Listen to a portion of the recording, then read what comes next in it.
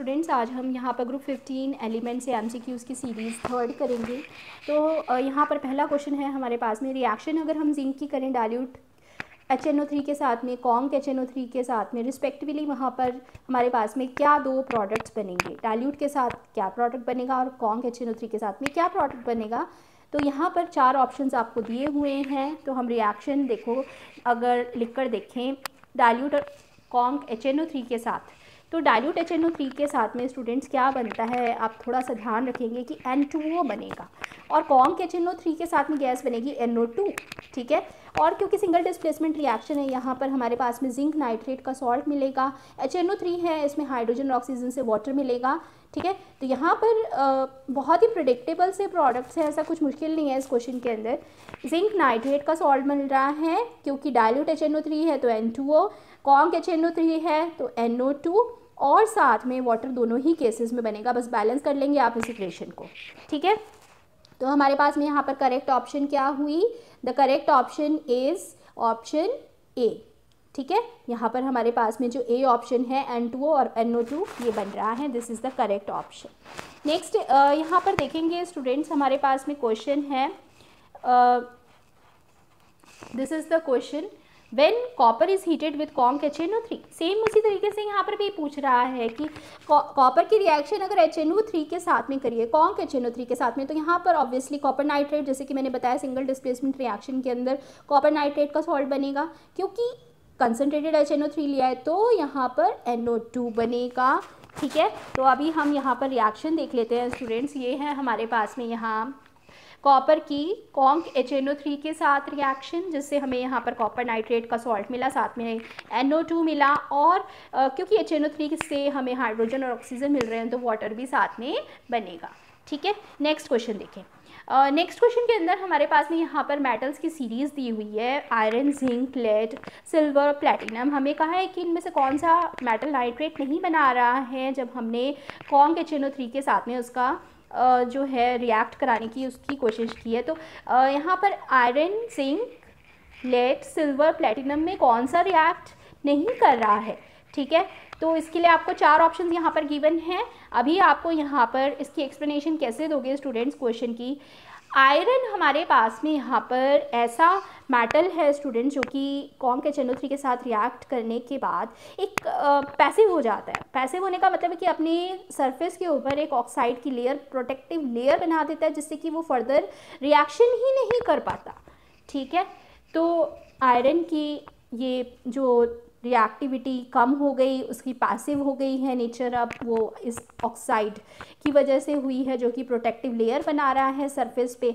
लेकिन आयरन के साथ में यहाँ पर एक और मेटल भी है which is platinum. Platinum is a Nobel metal, platinum एक नोबल मेटल है यहाँ पर। तो नोबल मेटल की जब हम यहाँ पर रिएक्शन करते हैं स्टूडेंट्स कॉन्क HNO3 के साथ में, तो वो रिएक्ट ही नहीं करेगा। तो यहाँ पर हमारे पास में दो ऑप्शंस होंगी जो कि हमारी यहाँ पर करेक्ट ऑप्शंस हैं स्टूडेंट, जो कि रिएक्ट नहीं कर रहा है कॉन्क HNO3 के साथ में। ठीक है, चारों ऑप्शंस जो है यहाँ पर उनमें से ही आप पिकअप करेंगे सही ऑप्शन, जिसमें आयरन और प्लैटिनम दोनों ही रिएक्ट नहीं कर रहे हैं।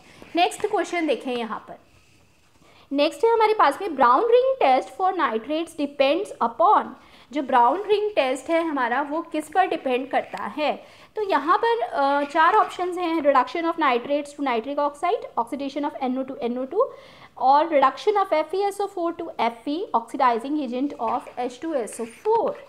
तो ब्राउन रिंग टेस्ट जो है नाइट्रेट्स के लिए वो डिपेंड करता है कि जो नाइट्रेट्स हैं उसमें वो किस में कन्वर्ट होते हैं स्टूडेंट्स, रिडक्शन हो जाता है यहाँ पर नाइट्रेट्स का किस में, NO के अंदर। ब्राउन रिंग टेस्ट में हम अभी नेक्स्ट क्वेश्चन में ही ब्राउन रिंग का फॉर्मूला देखेंगे स्टूडेंट्स, क्या कॉम्प्लेक्स की वहाँ पे फॉर्मेशन होती है, आयरन की ऑक्सीडेशन स्टेट वहाँ पर क्या होती है, और इसके अंदर हो क्या रहा है कि NO3 निगेटिव जो है वो किस में कन्वर्ट हुआ है, NO में। So the correct option will be A option, the reduction of nitrates to nitric oxide.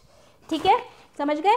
तो ये हम MCQs बहुत इंपॉर्टेंट जो हैं स्टूडेंट्स कर रहे हैं। यहाँ पर जो हमने कलेक्शन ली है MCQs की वो आपके कंपटीशन के आए हुए लास्ट ईयर्स के क्वेश्चंस हैं स्टूडेंट्स वही एमसीक्यूज़ यहाँ पर पिकअप किए हैं, लेकिन सभी एमसीक्यूज़ आपको बहुत ज़्यादा प्रैक्टिस करना है। आप एमसीक्यूज़ जो है इस साल बहुत ज़्यादा इंपॉर्टेंट है, not just for your CBSE exam but also for your competitions. तो बहुत सारे एमसीक्यूज़ हम चैनल पर करने वाले हैं, बने रहिए चैनल पर।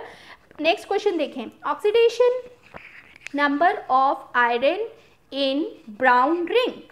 ब्राउन रिंग के अंदर आयरन का ऑक्सीडेशन नंबर क्या है? अब ये हमारे पास में है एक कोऑर्डिनेशन कॉम्प्लेक्स, ठीक है। कोऑर्डिनेशन केमिस्ट्री तो अभी हमने नहीं स्टार्ट किया है यहाँ, लेकिन मैं आपको एक जस्ट अभी एक थोड़ा सा यहाँ पर बता दूँगी कि ऑक्सीडेशन नंबर यहाँ पर हम फाइंड आउट करेंगे कैसे आयरन का। देखो वाटर होता है एक न्यूट्रल लिगेंड, ठीक है। कॉम्प्लेक्स के अंदर मेटल के साथ हमारे पास में लिगेंड्स जो है वो कोऑर्डिनेट बॉन्ड बनाते हैं। दो तरह के हमारे पास में यहाँ पर लिगेंड्स होते हैं, एक तो न्यूट्रल लिगेंड्स होते हैं, एक चार्ज लिगेंड्स होते हैं। तो यहाँ पर न्यूट्रल लिगेंड है वाटर, और वाटर जो है यहाँ पर उसके ऊपर कोई भी ऑक्सीडेशन स्टेट उसका ज़ीरो है यहाँ पर, ठीक है, न्यूट्रल है वो। और NO जो है उसका यहाँ ऑक्सीडेशन स्टेट है +1, ठीक है। कोऑर्डिनेशन कॉम्प्लेक्स के ऊपर जितना भी हमें यहाँ पर जो चार्ज दिया होगा उसके बराबर हम यहाँ पर पूरा इक्वेशन रखेंगे, ठीक है। तो ये हुआ हमारे पास में x जो हमने यहाँ पर वैल्यू फाइंड आउट करनी है ऑक्सीडेशन नंबर ऑफ आयरन, और +5 इंटू ज़ीरो ऑक्सीडेशन नंबर है वाटर का, +1 किसके लिए? NO के लिए। और इसको किसके इक्वल रख देंगे? +2 के इक्वल रख देंगे, क्योंकि ये कोऑर्डिनेशन कॉम्प्लेक्स किसका इक्वल रखा जाएगा? +2 के बराबर रखा जाएगा। x का वैल्यू यहाँ पर कितना आ गया? +1। So this is the oxidation number of iron in brown ring complex, ठीक है। नेक्स्ट देखो यहाँ पर, हाँ, तो इसके साथ में हमारे पास यहाँ पर जो चॉइस हुई, करेक्ट ऑप्शन हुआ, वो क्या हुआ? बी ऑप्शन हुआ, ठीक है। नेक्स्ट क्वेश्चन देखेंगे, वो भी हमारे पास में ब्राउन रिंग कॉम्प्लेक्स पर ही है स्टूडेंट्स। ये हमारे पास में इसका फॉर्मूला है ब्राउन रिंग कॉम्प्लेक्स का स्टूडेंट्स। इस ब्राउन रिंग के कॉम्प्लेक्स के अंदर इसने पूछा है कि this is the complex form during the brown ring test for nitrate. जब नाइट्रेट्स के लिए हमने यहाँ पर टेस्ट किया तो ये हमारे पास में कॉम्प्लेक्स बना। अब इस कॉम्प्लेक्स के अंदर बहुत ज़्यादा इंपॉर्टेंट है स्टूडेंट्स ये क्वेश्चन, बहुत ज़्यादा, क्योंकि थोड़ा सा ये हमारा यहाँ पर कोऑर्डिनेशन केमिस्ट्री से भी जो है वो टॉपिक थोड़ा सा वहाँ से उठ जा रहा है।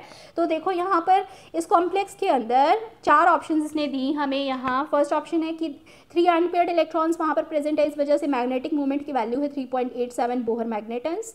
सेकेंड ऑप्शन है कि कोई ट्रांसफ़र ही नहीं हो रहा है यहाँ पर, so transfer its electron to Fe2 positive. NO जो है वो ट्रांसफ़र कर रहा है इलेक्ट्रॉन Fe2 पॉजिटिव पर, so that Fe exist as Fe1 and NO exist as NO+। Colour जो है वहाँ पर चार्ज ट्रांसफ़र की वजह से है। और डी ऑप्शन है all of the statements are correct. तो बहुत अच्छे से हमें क्वेश्चन करना है स्टूडेंट्स। यहाँ पर अगर हम इस कॉम्प्लेक्स को देखें तो इसके अंदर हमारे पास में जो NO प्रेजेंट है स्टूडेंट्स, ये NO यहाँ पर NO के अंदर, जैसे कि आपको पता है ये पैरामैग्नेटिक होता है मॉलिक्यूल। इसमें जब हम इसका लुईस डॉट स्ट्रक्चर बनाएंगे तो नाइट्रोजन पर एक अनपेयर्ड इलेक्ट्रॉन आता है, जिसकी वजह से ये पैरामैग्नेटिक मॉलिक्यूल होता है। यही एक इलेक्ट्रॉन यहाँ पर ये इजीली लूज़ कर सकता है क्योंकि ये स्टेबल बनता है, ठीक है। एक इलेक्ट्रॉन जो इसने लूज़ किया यहाँ पर वो Fe2+ गेन करके किस में कन्वर्ट हो जाएगा? Fe+ के अंदर। यानी अगर हम यहाँ इलेक्ट्रॉनिक कन्फिग्रेशन देखें आयरन की +2 ऑक्सीडेशन स्टेट के अंदर, तो यहाँ क्या ऑक्सीडेशन +2 के लिए, Fe+2 के लिए यहाँ पर 3d6 इलेक्ट्रॉनिक कन्फिग्रेशन होगी। 3d6 का मतलब है कि यहाँ पर हमारे पास में टोटल अनपेयर्ड इलेक्ट्रॉन 4 प्रेजेंट हैं। जब इसने एक इलेक्ट्रॉन यहाँ पर गेन किया तो ये किस में कन्वर्ट हो गया? Fe+ के अंदर, जहाँ पर 3 अनपेयर्ड इलेक्ट्रॉन प्रेजेंट है। तो हमारे पास में Fe+ के अंदर फाइनली जो हमारा यहाँ पर कॉम्प्लेक्स बना हुआ है उसमें Fe+ है। Fe+ के अंदर 3 अनपेयर्ड इलेक्ट्रॉन्स प्रेजेंट हैं, और 3 अनपेयर्ड इलेक्ट्रॉन्स के लिए मैग्नेटिक मोमेंट की वैल्यू कैलकुलेट करेंगे कैसे? वहाँ पर आप लगाएंगे फॉर्मूला। तो मैग्नेटिक मोमेंट निकालने के लिए हमें यहाँ पर फॉर्मूला लगाना होता है students. It is equal to √n into n+2 Bohr magneton is the unit of magnetic moment. n क्या है यहाँ पर? नंबर ऑफ अनपेयर्ड इलेक्ट्रॉन 3 रखो यहाँ पर, और 3 इंटू 3+5, तो ये 15 का रूट हुआ 3.87 बोहर मैग्नेटन्स। यही इसने अपनी फर्स्ट ऑप्शन के अंदर, देखो इसने कहा था हमसे ठीक है, यही कहा था ना इसने कि हमारे पास में 3 अनपेयर्ड इलेक्ट्रॉन्स है और मैग्नेटिक मोमेंट कितना होगा 3.87 बोहर मैग्नेटन्स। और NO ने अपना ट्रांसफ़र किया ही है इलेक्ट्रॉन Fe2+ को। और कलर जो है यहाँ पर वो चार्ज ट्रांसफ़र की वजह से होता है स्टूडेंट। ये कोऑर्डिनेशन कॉम्प्लेक्सेस जो सॉल्ट्स होते हैं कलर्ड, वो किस वजह से होते हैं, क्योंकि यहाँ पर इलेक्ट्रॉन का ट्रांसफ़र होता है from lower energy to high energy levels. ठीक है, वो हम कोऑर्डिनेशन केमिस्ट्री में डिटेल में पढ़ेंगे। तो यहाँ पर देखा जाए तो हमारी जो 4 ऑप्शंस हैं, ये सभी 4 ऑप्शंस करेक्ट हैं। All the 4 options are correct, यानी डी ऑप्शन जो है यहाँ पर होगा, all of the above statements are correct. ठीक है, नेक्स्ट क्वेश्चन देखो, which one of the following has the capability to form complex compound. यहाँ पर कौन सा है ऐसा कंपाउंड जो कि जिसकी कैपेबिलिटी है कॉम्प्लेक्स कंपाउंड बनाने की, ऑक्सीडाइजिंग प्रॉपर्टीज़ भी वो शो करता है, रिड्यूसिंग प्रॉपर्टीज़ भी शो करता है। तो ये हमारे पास में 4 ऑप्शंस अवेलेबल हैं, HNO3, HNO2, HCOH और HCN। इसके अंदर HNO2 ऐसा है स्टूडेंट्स से सब्सटेंस जो कि यहाँ पर रिड्यूसिंग एजेंट की तरह भी काम कर सकता है, ऑक्सीडाइजिंग एजेंट की तरह भी काम कर सकता है। रिड्यूसिंग और ऑक्सीडाइजिंग एजेंट का मतलब ये होता है कि ये अपनी ऑक्सीडेशन स्टेट को नाइट्रोजन HNO2 में डिक्रीज़ भी कर सकता है, इंक्रीज़ भी कर सकता है। ठीक है ना, या फिर हम अगर यहाँ पर ऑक्सीडाइजिंग और रिड्यूसिंग एजेंट की बात करें तो ये हाइड्रोजन जो है यहाँ HNO2 HNO3 के अंदर कन्वर्ट हो सकता है। ठीक है, तो इसकी कैपेबिलिटी है रिड्यूसिंग एजेंट की तरह, ऑक्सीडाइजिंग एजेंट की तरह यहाँ पर कन्वर्ट हो सकता है ये, और एक्ट कर सकता है साथ में as a complexing agent, complex formation ये शो कर सकता है। तो ये हमारे पास में यहाँ पर ये MCQ का करेक्ट ऑप्शन क्या होगा students? The correct option will be here HNO2 B option. Next देखेंगे, बहुत ही इंपॉर्टेंट है स्टूडेंट्स नेक्स्ट क्वेश्चन हमारा, वो कॉम्पिटिशन्स के लिए बहुत ही ज़्यादा जो है इम्पॉर्टेंट है आपके लिए। देखो यहाँ पर next question, percentage of pi character in the orbitals forming PP bonds in P4 molecule के अंदर, फॉस्फोरस मॉलिक्यूल के अंदर हमारे पास में यहाँ पर जो PP बॉन्ड्स बन रहे हैं, ठीक है, उसमें पाई करेक्टर कितना प्रेजेंट है, ये है क्वेश्चन। तो यहाँ पर आपको 4 ऑप्शंस गिवन हैं, कैसे करेंगे? P4 के अंदर स्टूडेंट्स जो फॉस्फोरस है वो हमारा sp3 हाइब्रिडाइज्ड है। ठीक है, sp3 हाइब्रिडाइज्ड है, और हमें ये पता है कि p ऑर्बिटल्स जो होते हैं स्टूडेंट्स, ये p ऑर्बिटल्स क्या बनाते हैं? पाई बॉन्ड्स बनाते हैं। sp3 के अंदर p करेक्टर कितना प्रेजेंट है? यहाँ पर 75% प्रेजेंट है, तो पाई बॉन्ड्स का भी हमें यहाँ पर पाई करेक्टर पता चल गया कि पाई करेक्टर कितना होगा, यहाँ पर डी ऑप्शन 75%। समझ गए? sp3 हाइब्रिडाइजेशन से ही बस हमें यहाँ पर कैलकुलेट कर लिया, क्योंकि ये जो p ऑर्बिटल्स हैं स्टूडेंट्स, यहाँ पर यही p ऑर्बिटल पाई बॉन्ड्स बनाएंगे। पाई बॉन्ड जो है यहाँ पर sp3 में से टोटल कितना परसेंटेज होगा आउट ऑफ 100? This is 75%। ठीक है, नेक्स्ट क्वेश्चन देखो स्टूडेंट्स, नेक्स्ट क्वेश्चन जो है बहुत ही टिपिकल क्वेश्चन है स्टूडेंट्स। अगर आपको ये नहीं पढ़ा होगा टर्म तो नहीं कर पाओगे, पढ़ा होगा तो आसानी से हो जाएगा। तो यहाँ पर ये है कि इन चारों ऑप्शंस में से P2O5, PH3, NH3, P4O10 कौन सा ऐसा कंपाउंड है जो वर्टेक्स रिंग्स बनाता है?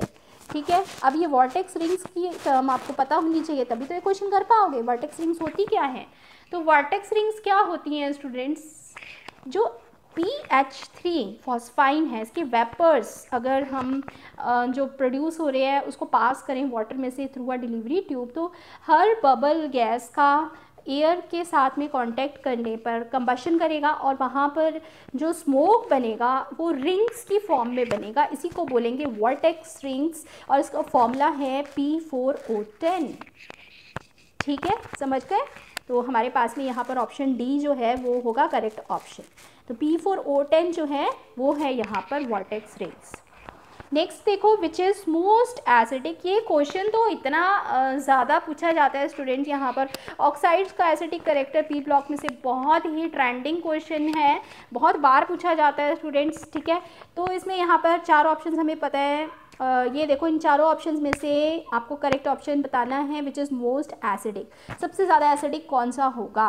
ठीक है। तो बेसिकली यहाँ पर हमें एक तरह के ही ऑक्साइड्स दिए हुए हैं, सिर्फ हमें यहाँ पर मेटल्स को आपस में कंपेयर करना होगा। तो हम यहाँ पर अगर मेटल्स को कंपेयर करें स्टूडेंट्स, हमारे पास में देखो P2O3 जो यहाँ पर है एलिमेंट, P2O फॉस्फोरस एलिमेंट है जो P2O3 कंपाउंड बना रहा है, ये सबसे ज़्यादा एसिडिक होगा क्योंकि यहाँ पर इलेक्ट्रोनेगेटिविटी डाउन द ग्रुप जाते हुए डिक्रीज़ करती है। ठीक है, अगर हमारे पास में इलेक्ट्रोनेगेटिविटी डाउन द ग्रुप जाने पर डिक्रीज़ करेगी तो एसिडिटी क्या करेगी, वहाँ पर इंक्रीज़ करेगी। ठीक है, इतना हम लोगों ने पहले भी ऑक्सीडेशन स्टेट से रिलेटेड स्टूडेंट्स करे थे कुछ एसिडिक नेचर के क्वेश्चंस, और अभी ये क्वेश्चन देख रहे हैं इलेक्ट्रोनेगेटिविटी के कंपैरिजन से। इलेक्ट्रोनेगेटिविटी अगर हम इन एलिमेंट्स में देखें तो फॉस्फोरस की सबसे ज़्यादा है क्योंकि डाउन द ग्रुप जाने पर इलेक्ट्रोनेगेटिविटी डिक्रीज़ करती है, और जिसकी इलेक्ट्रोनेगेटिविटी सबसे ज़्यादा होगी वहाँ वो सबसे ज़्यादा एसिडिक ऑक्साइड बनाएगा। ठीक है, नेक्स्ट देखो, और भी अगर आपको इसके बारे में डिटेल अगर पढ़नी है स्टूडेंट्स तो आपको डिस्क्रिप्शन बॉक्स में लिंक मिल जाएगा जहाँ पर हमने acidic nature of oxides discuss किए थे। ठीक है, तो वो भी सीरीज़ आप पूरी देख सकते हो और पूरा फॉलो करो आप। पी ब्लॉक एलिमेंट्स के बहुत सारे क्वेश्चंस और बहुत डिटेल में हम पूरा चैप्टर पढ़ रहे हैं, कोई भी आपका जो है ना क्वेश्चन या वहाँ से पॉइंट मिस नहीं होगा। ठीक है, तो आप अच्छे से फॉलो करो पी ब्लॉक एलिमेंट्स को यहाँ से प्लेलिस्ट से।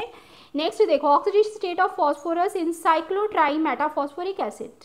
अब ये ऑक्सो एसिड है, हमने बनाए थे फॉस्फोरस के ऑक्सो एसिड्स। यहाँ पर साइक्लोट्राई मेटाफॉस्फोरिक एसिड जो है इसकी ऑक्सीडेशन स्टेट फॉस्फोरस की क्या होगी, +3 +5 -3 +2।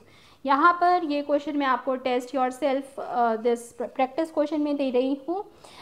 सबसे पहले तो आपको इस क्वेश्चन के अंदर स्टूडेंट्स फॉर्मूला पता होना चाहिए। ठीक है, साइक्लोट्राई मेटाफॉस्फोरिक एसिड, देखो ट्राई मेटाफॉस्फोरिक एसिड तो HPO3, जिसमें साइक्लो जो है यहाँ पर साइक्लोट्राई यानी ट्राई टाइम्स है, 3 टाइम्स है, और हमने यहाँ पर HPO3 होल थ्राइस के लिए अब फॉस्फोरस की ऑक्सीडेशन स्टेट यहाँ पर कैलकुलेट करनी है।